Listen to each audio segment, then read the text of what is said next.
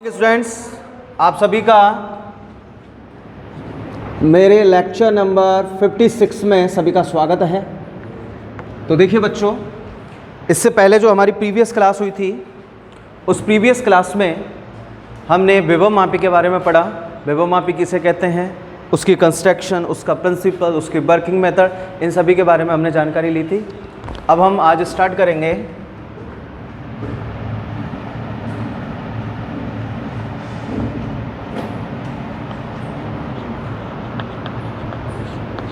विभव मापी के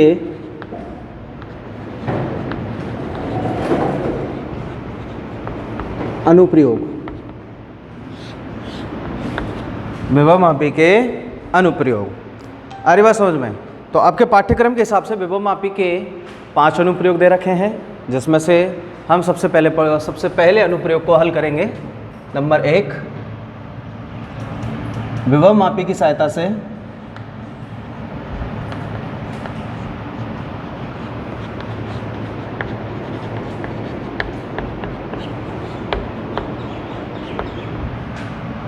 प्राथमिक सेल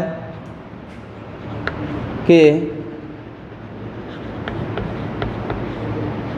आंतरिक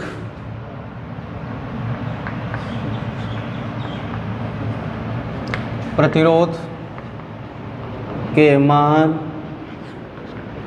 की गणना। तो देखो भैया, आज की हमारी फर्स्ट एप्लीकेशन है कि विभव मापी की सहायता से किसी प्राथमिक सेल के आंतरिक प्रतिरोध के मान की हमें क्या करनी है, कैलकुलेशन करनी है, गणना करनी है। तो इसके लिए हम सबसे पहले सर्किट डायग्राम का निर्माण करते हैं। आ रही बात समझ में? किसके लिए परिपथ चित्र क्या बनेगा, तो आप देखिएगा। तो सेम वही कहानी है कि आप प्राथमिक सेल, कुंजी और धारा नियंत्रक को विभव मापी तार के साथ श्रेणी क्रम में संयोजित कर तो प्राथमिक परिपथ का निर्माण करते हैं।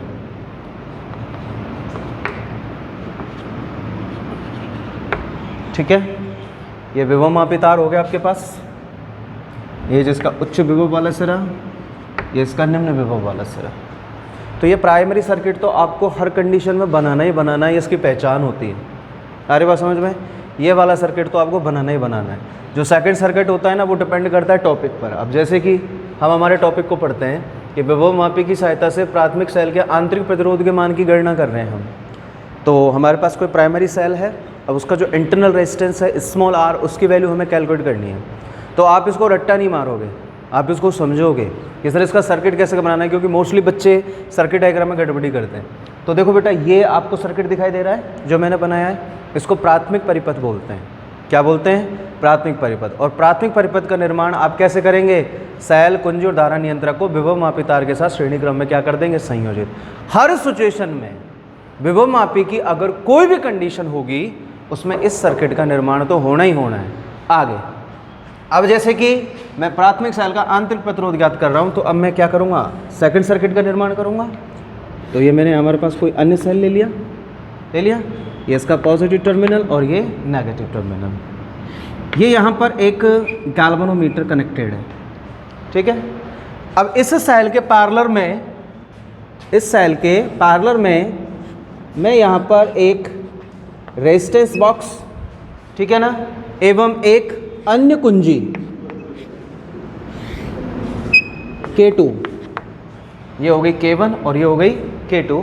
एक अदरवाइज मैंने डॉट पेन ले लिया K2। इन दोनों को मैं क्या कर देता हूँ? कनेक्ट कर देता हूँ। ठीक है, ये जो मेरे पास अदर सेल है जिसका पोटेंशियल है B, इसका नेगेटिव टर्मिनल मैंने गैल्वेनोमीटर के एक सिरे से और गैल्वेनोमीटर के मैंने दूसरे सिरे को जॉकी बिसरपी कुंजी के साथ कनेक्ट कर दिया है। तो अब इसमें मैं जॉकी की 2 कंडीशन ले रहा हूँ। पहली ले रहा हूँ L1 की और दूसरी ले रहा हूँ L2 की। ठीक है, अब पता चल जाएगा मैंने यहाँ पर ये 2 सिचुएशंस क्यों ली हैं। तो देखो भैया, इस प्रकार से हमारे पास यहाँ पर ये सर्किट डायग्राम बनकर तैयार होता है। किसका? कि विभव मापी की सहायता से प्राथमिक सेल के आंतरिक प्रतिरोध के मान की गणना करने के लिए जो सर्किट हमें बनाना है वो सर्किट हमारे पास ये बनकर आ रहा है। क्लियर? तो अब इसको समझोगे कैसे? अब इसकी परिभाषा, सॉरी, इसका जो वर्णन है वो आप वर्णन कैसे लिखोगे कि आपने संरचना कैसे की है? तो आप बताओगे कि सर सबसे पहले हम प्राथमिक परिपथ के निर्माण के लिए एक सेल ईपी, कुंजी K1 और धारा नियंत्रक RH को विभव मापी तार AB के साथ श्रेणी क्रम में संयोजित करके प्राथमिक परिपथ यानी कि प्राइमरी सर्किट का क्या करते हैं? निर्माण करते हैं। ठीक है। अब द्वितीयक परिपथ के लिए हम किसी एक अन्य सेल को यूज में लेते हैं। अब इस अन्य सेल का जो पॉजिटिव टर्मिनल होता है वो विभव मापी तार के उच्च विभव वाले सिरे A के साथ कनेक्टेड होता है और जो नेगेटिव टर्मिनल होता है वो गैल्वेनोमीटर के एक सिरे से, गैल्वेनोमीटर का जो दूसरा सिरा होता है वो जॉकी या बिसर्पी कुंजी के साथ क्या होता है? कनेक्टेड होता है। ओके। अब ये जो सेल है, इस सेल के हम पैरेलल में क्या करते हैं? एक प्रतिरोध बॉक्स और एक अन्य कुंजी K2 को भी क्या करते हैं? कनेक्ट कर देते हैं। ठीक है, ये हो गया सर्किट डायग्राम। अब हम कैलकुलेट करेंगे इसकी कार्यविधि। अब हम कैलकुलेट करेंगे कार्यविधि, वर्किंग मेथड। अरे बस सुनो, तो कैसे करेंगे? सबसे पहले मैंने प्राइमरी सर्किट को बंद किया। ठीक है, जैसे प्राथमिक परिपथ को हमने बंद किया है तो प्राथमिक परिपथ में कैपिटल I मान का करंट दौड़ने लगेगा, दौड़ रहा है। और जैसे ही प्राथमिक परिपथ में कैपिटल I मान का करंट दौड़ रहा है तो इस स्थिति में हम जॉकी बिसर्पी कुंजी की सहायता से वह संतुलित लंबाई ज्ञात करेंगे जहां पर गैल्वेनोमीटर कितना विक्षेप देगा? शून्य विक्षेप। इससे पहली वाली क्लास में मैंने आपको विभव मापी का सिद्धांत पढ़ाया था कि शून्य विक्षेप सिद्धांत पर कार्य करता है और किसी भी अज्ञात सेल का विद्युत वाहक बल उस संतुलित लंबाई के समानुपाती होता है जिस लंबाई पर गैल्वेनोमीटर कितना विक्षेप देता है? शून्य विक्षेप देता है। तो फॉर एग्जाम्पल सबसे पहले मैंने जॉकी को यहाँ रखा, धीरे धीरे धीरे धीरे चला रहा हूँ। जैसे इस पॉइंट पर पहुंचा तो मैंने देखा गैल्वेनोमीटर में कितना विक्षेप आ गया? शून्य विक्षेप आ गया। तो कितनी लंबाई पर आया? L1 लंबाई पर आया है ना। तो इस कंडीशन में प्राथमिक परिपथ में जो ये सेल जुड़ा हुआ है इसकी जो विद्युत वाहक बल होगा वो लंबाई स्मॉल L1 के कैसा होगा? समानुपाती। तो हम यहाँ पे लिखेंगे, माना प्रथम स्थिति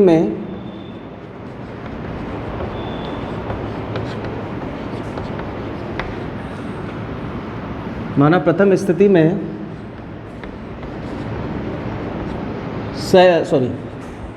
विद्युत वाहक बल के लिए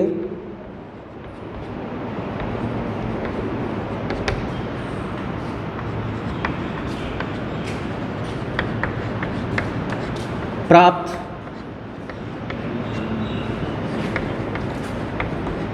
संतुलित लंबाई कितनी है? L1। अब मैं यहाँ पर EP बराबर क्या मान लेता हूँ? E के बराबर ही मान लेता हूँ। ठीक है, तो E समानुपाती कितना हो जाएगा? L1। इसको हम बैलेंस करेंगे, E बराबर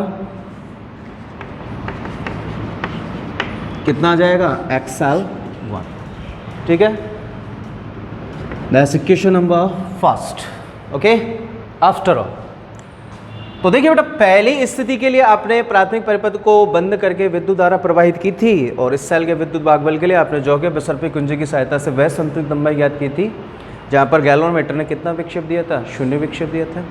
आफ्टर ऑल हमें कैलकुलेट करना है आंतरिक प्रतिरोध। तो आंतरिक प्रतिरोध की कंडीशंस के लिए हमें अब कहाँ पहुँचना पड़ेगा? इस सेल के पास पहुँचना पड़ेगा। जहाँ इस सेल के पास, तो इस सेल का भी हमें पोटेंशियल ज्ञात कैलकुलेट करना पड़ेगा। इस सेल से जब धारा बहेगी तो इस सेल से धारा कब बहेगी? जब आप कुंजी K2 को भी क्या कर दोगे? बंद कर दोगे। ठीक है ना। जब आप कुंजी K2 को बंद कर दोगे तो अब यहाँ से कैपिटल I मान का करंट दौड़ेगा कि नहीं दौड़ेगा? दौड़ेगा। अब इस सेल के विभव की कैलकुलेशन के लिए आप जॉकी बिसर्पी कुंजी को वापस अपने हाथ में लोगे और सबसे पहले कहाँ रखोगे? विभव मापी तार के उच्च विभव वाले सिरे पर, और फिर उसको धीरे धीरे आगे दौड़ाना शुरू करोगे और वह संतुलित लंबाई ज्ञात करोगे जहाँ पर गैल्वेनोमीटर कितना विक्षेप देगा? शून्य। तो माना इस द्वितीयक सेल के लिए जैसे हमने जॉकी बिसर्पी कुंजी को इस विभव मापी तार पर दौड़ाया तो हमें संतुलित लंबाई कितनी प्राप्त हो रही है? L2 प्राप्त हो रही है। ठीक है, तो हम यहाँ लिखेंगे, अतः द्वितीयक सेल के लिए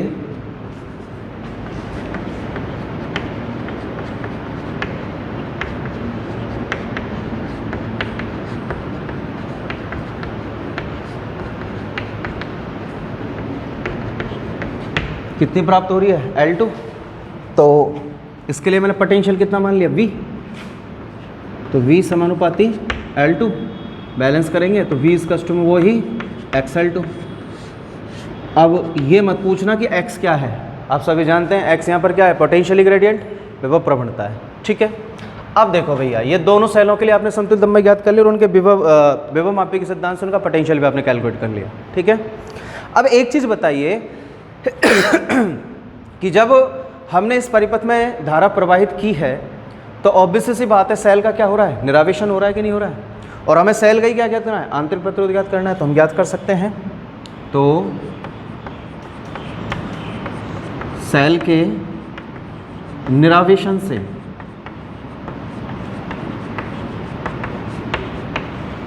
अब आपसे कोई पूछे कि भाई सेल का निरावेशन ही क्यों लिखा है आपने, तो आपके पास सिंपल सा आंसर होगा कि सर सेल से धारा बह रही है तो ऑब्वियसली सी बात है डिस्चार्ज ही होगा, निरावेशन ही होगा। तो फंक्शन क्या बनेगा निरावेशन की स्थिति में, मैंने आपको बताया है लेसन नंबर 5 में, निरावेशन की स्थिति में टर्मिनल वोल्टेज और विद्युत भागबल के मध्य संबंध होता है। हमें कैलकुलेट करना है बेटा internal resistance R, you know. तो इसको हम ट्रांसफर करेंगे तो IR इजिकल्स टू में E माइनस बी, अरे इसको इधर ले आया यार, इसको उधर ले गया मैं। ठीक है, now calculating the function of internal resistance R, देन E minus B upon capital I। बोला आ गया कि नहीं आ गया, आ गया ना। अब हम करते हैं ओम, ओम को याद करते हैं। तो अकॉर्डिंग टू ओम्स लॉ, तो ओम के नियम से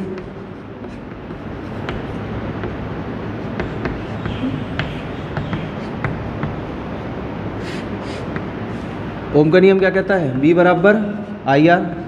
अगर अब मैं यहाँ से I का मान निकालूंगा तो V अपॉन कैपिटल R आएगा कि नहीं आएगा, आएगा। ठीक, उपरोक्त समीकरण में सभी के मान रख दो। आपके पास देखो E का मान भी है, B का मान भी है, I का मान भी है, सभी के मान है, मान रखिएगा। तो स्मॉल r इजिकल्स टू में मान रख रहा हूँ E की वैल्यू कितने के बराबर आ रही है, XL1 माइनस B इस कस्टम कितना आ रहा है, XL2 divide by I V upon capital R, I की जगह पर V upon capital R। Okay, अब देखिए बेटा R कहाँ चला जाएगा, ऊपर जाएगा ना। तो स्मॉल r इजिकल्स टू में x को आपने कॉमन ले लिया जो कि विभव प्रवणता कॉमन आ गई, और L1 minus L2 divide by B into capital R। अब देखो मैं एक फंक्शन को ना बढ़ाते हुए मैं इसको यही खत्म करना चाह रहा हूँ। ये V है ना, देख रहे हैं सभी को V की वैल्यू आपको XL2 दे रखी है कि नहीं दे रखी है। तो यहाँ पर V की वैल्यू की जगह पर मैं क्या लिख सकता हूँ, XL2 डायरेक्टली लिख दूँ। अब ये तो आपको पता चल गया ना कि नीचे B बचेगा और उस B की जगह पर मैंने क्या लिखा है, XL2। कहाँ से, यहाँ से x से क्या कट गया, x कट गया। तो स्मॉल r बराबर आपके पास अब क्या बचेगा, L1 minus L2 into capital R बटे में small L2। This is the major function of internal resistance. आ रही बात समझ में। तो अगर आप विभव मापी की सहायता से किसी भी सेल का आंतरिक प्रतिरोध ज्ञात करोगे तो उसका फंक्शन क्या आएगा, ही आएगा। ठीक है ना। अब हम चलते हैं इसकी नेक्स्ट एप्लीकेशन की ओर। ठीक है।